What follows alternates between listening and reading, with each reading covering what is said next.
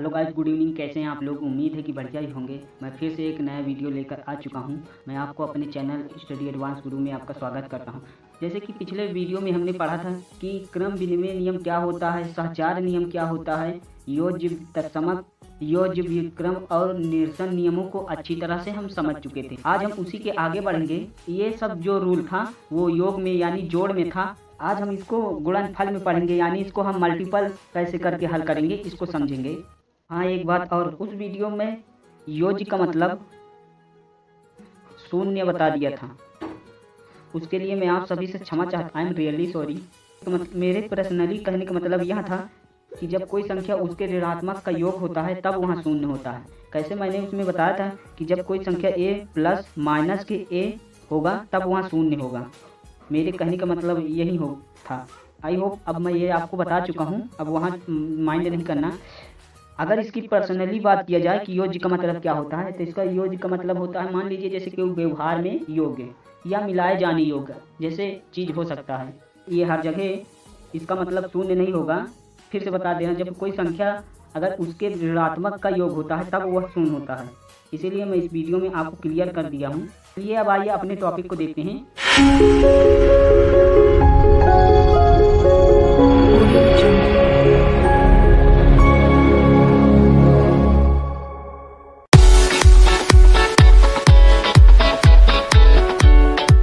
उस वीडियो में हमने ये जाना था कि अवयवों का योग कैसे हल करेंगे, ये सब समझ चुके थे। अगर इसी में अगर क्वेश्चन पूछ दिया जाए कि अवयवों का अंतर ज्ञात कीजिए ए और बी के बीच, अंतर का मतलब होता है नेगेटिव यानी माइनस। मान लीजिए जैसे कोई क्वेश्चन दिया हुआ है ए के बराबर 1 2 3 1 2 3 और बी हमारा दिया हुआ है 4 5 6 7 8 9। ये हमारा क्वेश्चन दिया हुआ है। अब पूछ लिया कि हमें इसका अंतर बताइए ए और बी का, मतलब ए माइनस बी का हमें मान ज्ञात करना है। तो इसका मतलब यहाँ होता है कि यहाँ ए माइनस बी का अंतर होता है। मैंने ये सभी रूलों को पिछले वीडियो में बता चुका हूँ, आपको यहाँ पर लिख के दे दूंगा, आप जाकर वहाँ देख सकते हैं। फिलहाल उसमें मैंने इसको प्लस बताया था और इसी तरह हल करवाया था, लेकिन इसमें माइनस रहेगा। अंतर का मतलब हो जाएगा माइनस। आप उसी तरह हल कर लीजिएगा, उसी तरह ही हल होगा। गाइस, जो मैं अगला वीडियो लेकर आऊँगा उसमें हम डायरेक्ट एक्सरसाइज में ही चलेंगे, ताकि जो लोग क्वेश्चन डायरेक्ट पढ़ना चाहते हैं वो भी पढ़ सकें। उसमें भी आप लोगों को क्वेश्चन को हल करना आ तो जाएगा, लेकिन कहीं कहीं पे कुछ ऐसे सवाल बन जाते हैं जो बेसिक को जानना बहुत ज़रूरी है। वो कंपटीशन हो चाहे ऐसे सॉल्व करना हो, बस इसीलिए बेसिक को जानना बहुत ज़रूरी होता है। चलिए आइए आज के हम मेन टॉपिक को देखते हैं, जिसकी बात करने वाले हैं। चलिए हम ले लिए कि अवयवों का गुणनफल हमें कैसे करना है। मैं आपको बता दूं कि पिछले वीडियो में हमने क्या पढ़ा था कि हमने x का बराबर मान ज्ञात करना सीख लिए, जैसे y का मान ज्ञात करना सीख लिए थे और z का मान ज्ञात करना सीख चुके थे, और इसके साथ साथ x प्लस y का मान भी ज्ञात करना सीख चुके हैं। अभी हमने आपसे बात किया कि x माइनस y जब माइनस में रहेगा यानी इसका अंतर रहेगा तो इसको कैसे ज्ञात करेंगे। इसी तरह ज्ञात करेंगे जो हमने बताया था, बस उसमें माइनस हो जाएगा, बस इतना ही फर्क है। और आज हम अवयवों का गुणनफल ज्ञात करेंगे, मतलब इसको कैसे हल करेंगे ये बताएंगे। और साथ में जब कोई क्वेश्चन इसमें जुड़ जाता है, 2 लग जाता है, जैसे 2x प्लस 5y के बराबर, इसको हमें कैसे ज्ञात करना है, या तो 3x प्लस के 6y के बराबर, इसको कैसे ज्ञात करना है। मतलब x में अगर 2 लग जाता है तो इसको कैसे ज्ञात करेंगे, या तो a इंटू बी रहे तब इसको कैसे ज्ञात करेंगे, या तो b इंटू ए रहेगा तब इसको क्या ज्ञात करेंगे। यही सब आज इस वीडियो में हम जानेंगे, तो बने रहिए वीडियो में। चलिए स्टार्ट करते हैं। चलिए हम उदाहरण के तौर पर एक क्वेश्चन ले लिए हैं, इसको हल करके देखते हैं। इसमें हम a के बराबर कुछ मान रख लिए और b के बराबर भी कुछ न कुछ मान रख लिए। तो अब हम इसमें ए बी और बी ए का मान ज्ञात करेंगे। चलिए इसको कैसे ज्ञात करते हैं उसको समझते हैं। ए के बराबर मान दिया है और बी के बराबर मान दिया। अब ए बी जब निकालेंगे तो हमारा ए बी मतलब ए बी के बराबर, हम जब इसको ज्ञात करेंगे तो हम लिखेंगे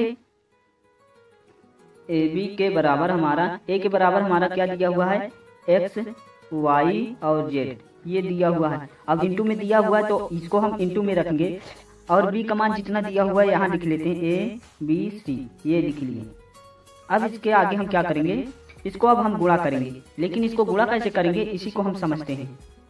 चलिए AB के बराबर हम इसको जब गुणा करेंगे तो इसका गुणा हम A के साथ करेंगे तो हमारा हो जाएगा XA। अब इसी को हम B के साथ गुणा करेंगे तो हमारा हो जाएगा XB। X को हम C के साथ गुणा करेंगे तो हो जाएगा XC। अब इसी को हम इसके साथ गुणा करेंगे तो YA, फिर Y को B के साथ गुणा करेंगे तो YB, फिर इसको YC। ये लिख लिए। अब Z को हम इसके A के साथ गुणा करेंगे तो ZA। अब इसको हम Z को B के साथ गुणा करेंगे ZB। अब इसी को इसी तरह ZC। ये हो जाएगा। यानी हमारा AB का मान कितना आया हुआ है, यहाँ लिख लेते हैं। AB का मान कितना आया हुआ है, हमारा आया है XA, XB, XC और यहाँ YA, YB, YC। अब ये दिया हुआ ZA, ZB, ZC ये दिया हुआ, तो इसको हम यहाँ लिख लेते हैं। हमारा AB का मान कितना आया है, हमारा AB का मान इतना आ गया है। यहाँ हम इसका क्रम भी लिखेंगे कि हमारा 3 गुणे 3 क्रम का होगा। अब हमें क्या ज्ञात करना है, अब हमें BA का मान ज्ञात करेंगे। जब BA का मान ज्ञात करेंगे तो हम लिखेंगे BA के लिए, जब लिखेंगे तो हम लिखेंगे BA के बराबर हम, चलिए अब B का मान यहाँ रख लेते हैं। B का मान हमारा दिया हुआ है ABC, इसको लिख लिए। अब A का मान हम यहाँ से लिखेंगे तो हमारा हो जाएगा XYZ। अब इसको जब हम गुणा करेंगे तो इसको लिखेंगे A के साथ X से जब गुणा करेंगे तो हमारा हो जाएगा AX। अब B को साथ Y के साथ गुणा करेंगे तो BY हो जाएगा। अब C को साथ Z करेंगे तो CZ हो जाएगा।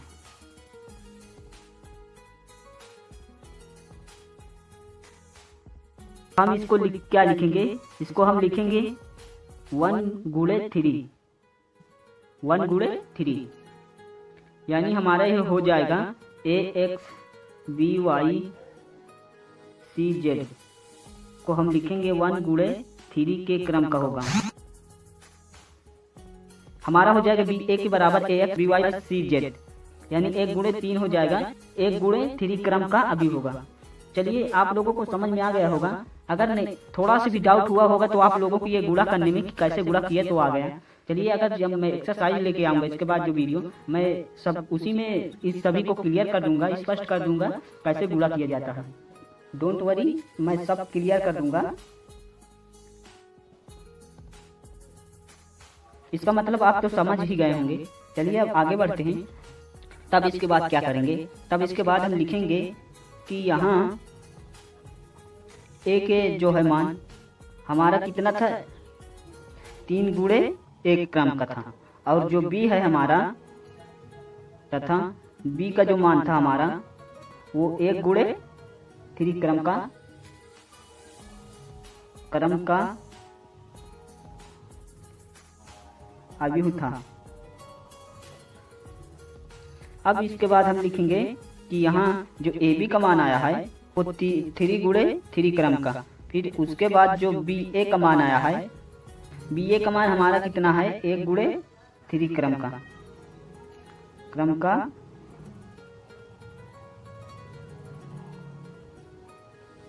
अभी होगा। आई होप आप इसको समझ चुके हैं। अगर आपको थोड़ा सा भी डाउट हुआ हो तो कोई बात नहीं, अगले क्वेश्चन में हम उसको अच्छी तरह से समझ लेंगे। इसके बाद जब एक्सरसाइज को लेकर आएंगे मैं उसमें बताता भी चलूंगा कैसे हल करना है, और उसके बाद हल भी करता चलूंगा। साथ में दोनों काम करेंगे ताकि आपको अच्छी तरह से क्लैरिटी मिल सके कि क्वेश्चन को कैसे हल करते हैं। चलिए अगले क्वेश्चन को देखते हैं। चलिए गाइस, हम अगला एक क्वेश्चन फिर से ले लिए हैं। हमने इसमें A के बराबर कुछ मान को ले लिया है और B के बराबर कुछ मान को ले लिया है। अब इसमें हमें AB का मान ज्ञात करना है और BA का मान ज्ञात करना है। अब इसको हम कैसे ज्ञात करेंगे, चलिए इसको समझ लेते हैं। इसमें हमें पहले AB का मान ज्ञात करेंगे तो लिखेंगे AB के बराबर A का मान हमारा दिया है इतना दिया हुआ है 3251। इसको हम उसी तरह लिख लेते हैं, इनटू में दिया हुआ है। अब यहाँ देखिए B का मान दिया हुआ है तो B का मान रखेंगे 9461, सॉरी ये 7 है, 7। अब इसको जब हम गुणा करेंगे तो ये हमारा हो जाएगा, पहले ये देखिए, इसको हम पंक्ति में इसको करेंगे और इसको हम स्तंभ में गुणा करेंगे, मतलब इसको इधर से ले जाएंगे और उसको ऊपर से नीचे की तरफ ले आएंगे। कैसे? 9 को हम 3 बार में गुणा करेंगे तो हमारा हो जाएगा 9 इंटू 3, फिर यहाँ प्लस लगाएंगे, फिर इसको हम इससे गुणा करेंगे तो हमारा 2 इंटू 6 हो जाएगा, फिर इसको हम इससे जब गुणा करेंगे तो हमारा हो जाएगा 3 इंटू 4। अब यहाँ प्लस लगाएंगे, अब इसको हम 7 से गुणा करेंगे, 2 इंटू 7। इसी तरह अब नीचे आइए, इसको गुणा करते हैं। अब इसको हम 5 को अब 9 से गुणा करेंगे तो हमारा हो जाएगा 5 इंटू 9, यहाँ प्लस लगाएंगे, फिर 1 को हम 6 से गुणा करेंगे, 1 इंटू 6 फिर हो जाएगा, फिर इसको हम यहाँ ले आएंगे तो 5 को हम 4 से गुणा करेंगे, फिर प्लस आएगा, फिर 1 को हम 7 से जब गुणा करेंगे तो हमारा हो जाएगा 1 इंटू 7। ये हो गया, ए बी के बराबर हमारा दिया हुआ है। अब क्या करेंगे, अब इसका जब गुणा करेंगे तो हमारा हो जाएगा 27 प्लस 12। अब इसको जो गुणा करेंगे 12 प्लस 14, इसको जब करेंगे 45 यानी 45 प्लस 6। अब इसको जब करेंगे 20 आएगा, फिर प्लस, फिर 7 आएगा। अब इसी तरह ए बी के बराबर होगा। अब इसको जब हम जोड़ देंगे आपस में, ये हमारा कुल हो जाएगा। इसको जब जोड़ेंगे तो हमारा हो जाएगा 3 9, फिर इसको जब जोड़ेंगे तो ये हो जाएगा 2 6, इसको जब जोड़ेंगे तो हमारा हो जाएगा 51, इसको जोड़ेंगे तो 27 हो जाएगा। यानी कह सकते हैं हम ए बी के बराबर हमारा आया है 3 9 26 51 27। तब ये हमारा 2 गुणे 2 क्रम का होगा, यानी ए बी का मान हमारा इतना आएगा। अब चलिए बी ए का मान ज्ञात करते हैं। यहाँ लिखते हैं बी ए के लिए, यहाँ बी ए हमें ज्ञात करना है, तो बी ए के बराबर हमारा क्या था, बी का मान हमारा क्या था, बी का मान हमारा था 9 4 6 7 ये था, और इंटू में दिया हुआ है, और ए का मान दिया है 3 1 5, सॉरी यहाँ 2 दिया हुआ है, 3 2 5 यहाँ 1 है, हमारा हो जाएगा। अब इसको हम इसी तरह गुणा करेंगे, इसको हम इससे गुणा करेंगे, इसको हम इधर राइट हैंड ले जाएंगे, राइट हैंड की तरफ ले जाएंगे और इसको ऊपर से नीचे की तरफ ले आएंगे। चलिए इसको गुणा करते हैं। अब 9 को हम 3 से गुणा करेंगे तो 9 इंटू 3 हो जाएगा, यहाँ प्लस लगाएंगे, फिर 4 को हम 5 से जब गुणा करेंगे 4 इंटू 5 हो जाएगा। इसी तरह इसको जब गुणा करेंगे, अब इसी तरह इसको जब 9 को हम 2 से गुणा करेंगे प्लस, अब 4 को 1 से गुणा करेंगे, ये हो गया। अब इसको हम इसी तरह, अब इसको हम 6 को 3 से गुणा करेंगे, 6 इंटू 3 प्लस लगाएंगे, फिर इसको हम 7 को 5 से जब गुणा करेंगे तो 7 इंटू 5 हो जाएगा। इसी तरह यहाँ देखिए, अब इसको हम 6 को 2 से मल्टीपल करेंगे, 6 इंटू 2 हो जाएगा। अब 7 को हम यहाँ प्लस लगाएंगे, 7 को हम 1 से कर दिए। अब इसको देखिए, ये हमारा बी ए के बराबर है। अब इसको चलिए हम गुणा कर लेते हैं, ये हमारा हो जाएगा 27, ये 20 हो जाएगा, और 18 हो जाएगा ये, और ये 35, यानी 9 3 27 हो जाएगा। इसको जब 4 से गुणा करेंगे 20 हो जाएगा, 6 को जब 3 से गुणा करेंगे तो 18 हो जाएगा, और 7 को हम 5 से गुणा करेंगे तो 35 हो जाएगा। यहाँ प्लस लगा दिए, सॉरी ये नहीं रहेगा, यहाँ प्लस लगा दिए। अब यहाँ इसको हम जब गुणा करेंगे तो हमारा 18 हो जाएगा, फिर प्लस लगाएंगे, 4 को 1 से गुणा करेंगे तो ये 4 ही आएगा, 6 को हम 2 से गुणा करेंगे तो हमारा 12 यानी 12 हो जाएगा, फिर प्लस 7 को हम 1 से गुणा करेंगे तो 7 ही आएगा। अब इसको चलिए जोड़ लेते हैं, यानी इसको जब जोड़ेंगे तो हमारा हो जाएगा, इसको जब जोड़ेंगे तो 47 यानी 47 आएगा, और 18 और 4 जोड़ेंगे तो हमारा 22 हो जाएगा। इसी तरह 18 और 35 को जोड़ेंगे तो हमारा 53 आएगा, और 12 और 7 को जोड़ेंगे तो 19 आएगा। यानी कह सकते हैं बी ए का मान हमारा कितना आया है, 47 22 47 22 53 19। यानी इसको हम लिख सकते हैं 2 गुणे 2 क्रम का, यानी BA का मान भी 2 गुणे 2 पर आया। अब देख लेते हैं, यहाँ लिखते हैं AB का मान कितना आया था। AB का मान हमारा आया था 39 26 51 और 27, 2 गुणे 2 क्रम का। और BA का मान हमारा आया है 47 22 53 और 19।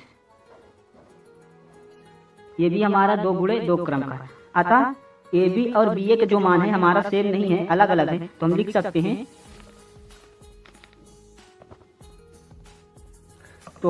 हैं, AB not is equal to BA, यानी AB का मान जो है BA के बराबर नहीं है। तो हम लिख सकते हैं, अतः यहाँ A का जो मान है AB not is equal to BA के बराबर नहीं है। चलिए आगे की तरफ बढ़ते हैं। क्रम विनिमय नियम, इसके बारे में हमने पिछले वीडियो में डिटेल से बता रखा है। हमने इसको बताया था कि यदि कोई मान A प्लस B में है तो हम उसे B प्लस A में लिखेंगे और इसका मान समान ही आएगा। कैसे माना था हमने 2 प्लस 7 अगर लेंगे तो इसको हम 7 प्लस 2 लेंगे, यानी A का मान और B का मान इसको जोड़ेंगे और B का मान 7 है, A का मान अगर इसको जोड़ेंगे तो 9 आएगा और इसको जोड़ेंगे तो 9 ही आएगा, मतलब इसका बराबर ही आएगा। पिछले वीडियो में हमने इस नियमों को अच्छी तरह से समझा था और वो हमारा योग में था, यानी वो जोड़ में था। योग यानी वो जोड़ में था और इसको हम मल्टीपल यानी गुणे में पढ़ेंगे। इसमें लिखा है अवयवों का गुणनफल क्रम विनिमय का पालन नहीं करता। क्यों नहीं करता अभी हम बताएंगे। और इसके आगे हमने लिखा यदि AB परिभाषित है तो कोई आवश्यक नहीं है कि BA भी परिभाषित होगा। क्यों? मान लीजिए कि अगर कोई संख्या A का मान अगर 5 गुणे 5 क्रम का अवयव है तो B का मान 5 गुणे 3 क्रम का अवयव लेते हैं तो हमारा जो ये होगा 5 गुणे 5 क्रम का जो अवयव होगा वो हमारा संभव होगा, मगर 5 गुणे जो 3 क्रम का अवयव जो होगा वो संभव नहीं होगा, क्योंकि ये 5 गुणे 3 क्रम का अवयव होगा और A का मान जो है 5 गुणे 5 क्रम का अवयव होगा। अभी हमने इसके जस्ट जो क्वेश्चन बताया था उसी में आपने देख ही लिया कि AB जो हमारा था नॉट इज इक्वल टू था BA के बराबर। आई होप अब आपको याद आ गया होगा, ये इसीलिए इसका पालन नहीं करेगा। चलिए आइए इसके नेक्स्ट वाले नियम को देखते हैं। चलिए हम सहचार वाले को ले लिए हैं। इसमें हमने योग में क्या पढ़ा था, यानी उसमें जोड़ वाले में हमने इसको पढ़ा था कि कोई संख्या दिया रहेगा A plus B plus C के बराबर, तो हमारा A plus B plus C, यानी AB को लेंगे तो हमारा हो जाएगा BC। और जब इसको हम सब जोड़ेंगे तो हमारा सेम आता था। मान लीजिए इसको हम 2 ले लेते हैं प्लस 7 प्लस 1 ले लेते हैं। इसको जब जोड़ेंगे A का मान हमने 2 लिया है प्लस B का मान हमने 7 ले लिया प्लस C का मान 1, इसको हम ले लिए। अब इसको जब जोड़ेंगे तो हमारा 9 आएगा। 1 यहाँ प्लस के 1 दिया हुआ है तो इसको लिख लिए 2 प्लस ये इसको जोड़ेंगे तो हमारा 8 आएगा, यानी इसको जब जोड़ेंगे 10 आएगा और इसको जब जोड़ेंगे तो हमारा 10 आएगा। ये सब के बारे में हमने पिछले वीडियो में जाना था। अब इसको हम गुणा में ज्ञात करेंगे। कैसे? मान लीजिए AB को लेंगे इंटू C के बराबर तो हमारा A इंटू BC हो जाएगा। अब इसी को अगर हम अवयव में लेते हैं तो हमारा हो जाएगा, मान लीजिए AB कोई संख्या लेंगे तो हमारा यहाँ लिखे AB का कोई संख्या लेंगे तो उसका अवयव जो होगा M गुणे N क्रम का अवयव होगा। और B के लिए लेंगे तो हमारा हो जाएगा N गुणे P। और इसको हम ले लेते हैं P गुणे क्यू इसके रूप में ले लिए, तो इसको हम ए के बराबर लेंगे तो ए आई जे हो जाएगा, यानी एम गुणे एन क्रम का हो जाएगा। और बी जो हमारा होगा बी जे के क्रम का, चलिए हम के इसको कांस्टेंट ले लेते हैं, एन गुणे पी के रूप में हो जाएगा। और सी को हम ले लेते हैं सी के गुणे जे गुणे के पी गुणे क्यों हो जाएगा। अब जब इसको हम सबको अगर गुणा कर देंगे, जैसे ए बी के लिए लेंगे, अगर कोई भी मान लीजिए कोई भी मान अगर ए बी के लिए ज्ञात करेंगे, तो जो मान आएगा इसका हम उसको सी में गुणा करेंगे, यानी ए बी का जो मान हमारा आएगा उसको हम सी में गुणा करेंगे। ए बी का अगर ए और बी का गुणा करेंगे तो हमारा ए बी का मान आएगा, और ए बी का मान जब हम सी में गुणा करेंगे तो हमारा किसका मान आएगा, यानी हमारा ये कोई कुछ ना कुछ ए बी सी का मान आ जाएगा।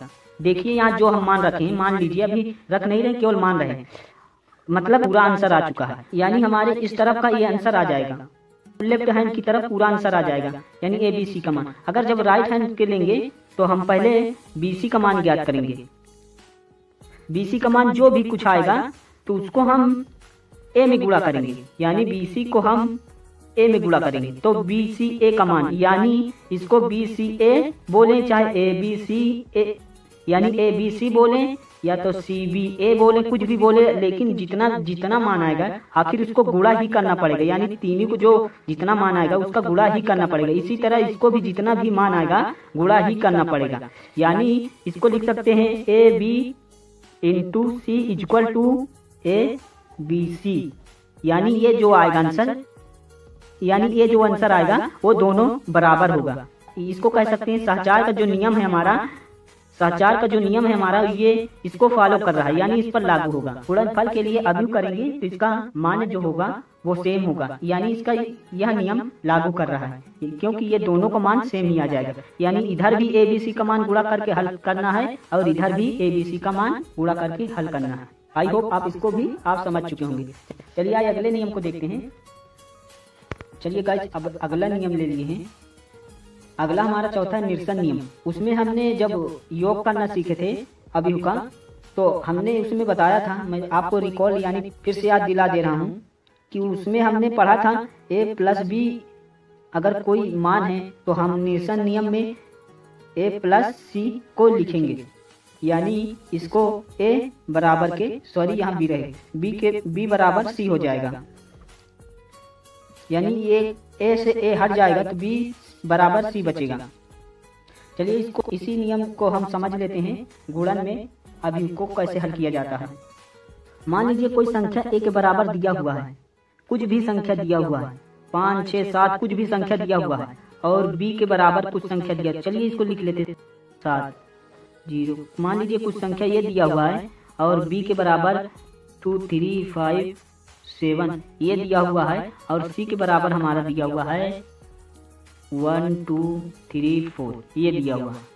अब हम इसमें कैसे करेंगे, इसमें अगर हम ए बी यानी ए बी का मान अगर ज्ञात करेंगे और ए सी का मान ज्ञात करेंगे तो हमारा सेम होगा, इसका जो मान आएगा हमारा सेम आएगा, मगर बी और सी का मान जो हमारा होगा वो सेम नहीं होगा।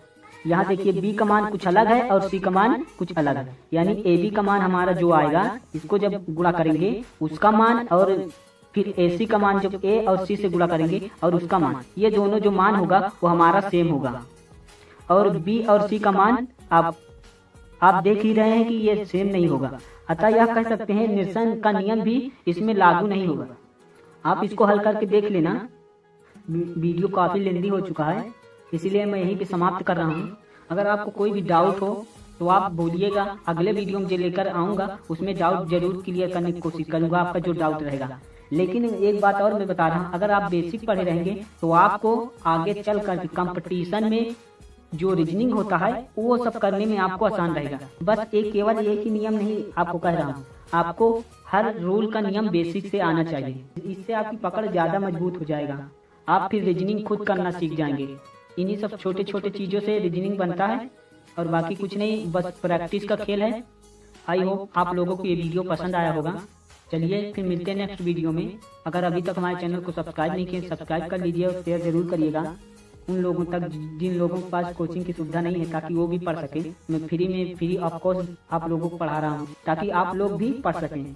मेरा बेसिक बनाने का यही मकसद था और बाकी कुछ नहीं। अगर आप लोग बेसिक से भी नहीं पढ़ना चाहते तो कोई बात नहीं, मैं इसके बाद जो नेक्स्ट वीडियो लेकर आऊँगा मैं इससे बताता चलूँगा, ताकि आप क्वेश्चन को हल करते चलिए। जो पढ़े हैं वो भी सीख लेंगे और जो नहीं पढ़े हैं वो भी सीख लेंगे। आई होप आप लोगों को कुछ ना कुछ इस वीडियो में सीखने को मिला होगा। तो मिलते हैं नेक्स्ट वीडियो में। जय हिंद, वंदे मातरम।